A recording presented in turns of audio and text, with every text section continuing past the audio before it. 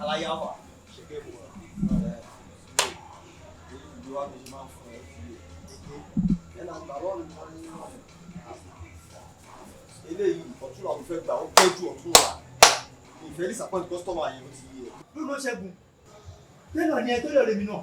Ló ṣe yẹ pé tó bá fẹ́ ránṣọ tiẹ̀ báyìí, èmi máa bẹ̀ ràn. Ló dé sọ bíṣọ̀ ní mẹ́ta ni.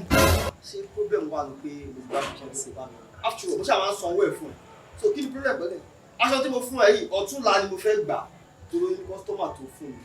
Mo lè fẹ́ fún ṣé owó tó lè wà mẹ́ máa transfer owó ẹ̀ tiẹ̀ fún ẹ. Ìfẹ́ dílé ọ̀túnla báyìí ni wọ́n gbà. Mo ti gbọ́. So yẹn ìgbà tó ń tún àlá sọ fún mi sì ni pé mo fẹ́ kọ́ mi níṣẹ́ àbí gidi kan. Jẹ́ kí mi já ẹ tán.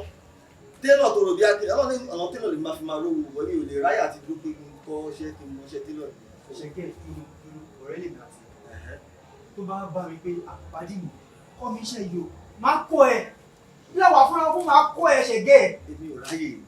Mi ò ráyè ọlọ́pàá ni télọ̀ ni màá fi máa bẹ́ẹ̀kì ẹ̀. lọ́wọ́ sọ fẹ́ mi kémi transfer owó fún ẹ màá gbà lọ́tún là ó ti gbọ́ kò sí wàhálà.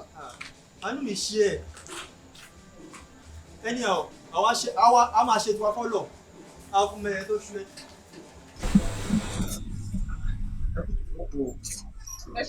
Yes. Kò nylon tí mo fi gbọ́ wá fún yín kọ́. Ní ìjẹ́ mo bí tó fi láìlọ̀ yẹn sí bọ̀ mi kò fẹ́ kẹ́ wo design tí mo bá yín gbẹ́ sí. Irú ọmọ wo wá rèé nítorí Ọlọ́run. Ó máa perfect lára yín báyìí. Díẹ̀ díẹ̀ mi.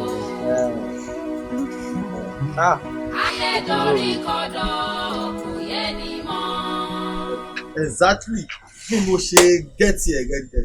Exactly kill you there. Ṣé nǹkan tí mo ní kẹrán nì ni? Ọ̀rọ̀ yín ti yé mi. Ṣé ti rí design tí bá yín gbẹ́ sí àwọn àgbààgbà wòlíì àwọn ọlọ́run bó ṣe wáyé. Tẹ bá gbé dé ṣọ́ọ̀ṣì ọmọ máa kọ́ ní ilé ọlọ́tún ló sì. Ó já mi lára jẹ. Àgbààgbà wòlíì kill you there. Ìyá ẹ̀ ló máa wọ aṣọ ìwọ church. Kémi wọ ilé ìwọ church. Mumu man. Ṣé mo fẹ́ lọ máa pidán church nílẹ̀ ìṣe Professor Pẹ́lẹ́ ẹgbà mí kẹ́? Bọ̀ wá tí lóun máa ṣọ́ràn náà. Ó máa gbẹ́sọ fún yẹn gbowó ẹ̀ ṣe gbogbo ẹ̀. Ẹ wá ní àgbààgbà wòlíì ló ń wo ilé ìwọ church torí Ọlọ́run. Ṣẹ́ṣọ ẹgbẹ́ lò sí sọ̀hún. Ẹjọ́ wèrè wo lẹ fẹ́ máa rò? Ó fìtì yẹn àǹtí ó dára. Aṣọ òṣì àfìtì. You think say you dey wise? You are a mumu man. Ṣé ìjọba tún sọ̀rọ̀ mbẹ̀ máa dà yín nígbàjú? Ó wá sọ̀rọ̀ ẹ̀ ń rawọ́ wèrè tó máa gbàṣọ wá bí tó ń ran 10 naira ń ta ẹ̀rọ tí ń 30 naira òun náà ni. Òun ni ẹ wá ránṣọ Professor Pẹ́lá Fẹ́mi kémi lọ kí n wọ̀ ọ́ lọ chọ́ọ̀chì àwọn àgbààgbà wòlíì ṣé mo ní mo fẹ́ ránṣọ àgbààgbà wòlíì ni. Ẹ mọ nǹkan tí mo rán fún yín ni o. Tẹ bá tún sọ̀rọ̀ kan bẹ́ẹ̀ máa fi ń ṣẹ̀sìn bí báyìí. À ń sọ̀rọ̀ ẹ̀dẹ̀ ń sọ̀rọ̀ àgbààgbà wòlíì ṣé mo ní kẹ́ ránṣọ àgbààgbà wòlíì fún mi ni. Irú ọmọ wo wá rèé nítorí Ọlọ́run. Àbí wàhálà wo lélẹ̀ torí Ọlọ́run ṣáṣọ tí mo fẹ́ gbé adẹ̀ ní nǹkan tá a fẹ́ faṣọ yìí ṣe ní church. Ẹ wo màá bójú yín jẹ́ o bínú ṣe ń bí mi tẹ bá tún sọ̀rọ̀ kan bẹ́ẹ̀ ẹ̀dẹ̀ sọ̀rọ̀ ẹ̀dẹ̀ ní kí n má bínú ṣé kí n má bínú ni mo fẹ́ fi wáṣọ ìwọ church mi. Ẹ wá láwọ̀ wèrè ṣèbí tó wọ́n gbàṣọ fún yín tẹ bá mọ̀ pé ẹ̀mọ́rán ẹ̀dẹ̀ sọ pé ẹ̀mọ́rán ẹ̀dẹ̀ gbàṣọ lọ́wọ́ mi ẹ̀dẹ̀ báṣọ jẹ́ ẹ wá ní sáyà àwọn àgbààgbà ṣé sáyà àgbààgbà mo sọ fún yín pé mo fẹ́ rán gbà tí mo gbàṣọ wà ní.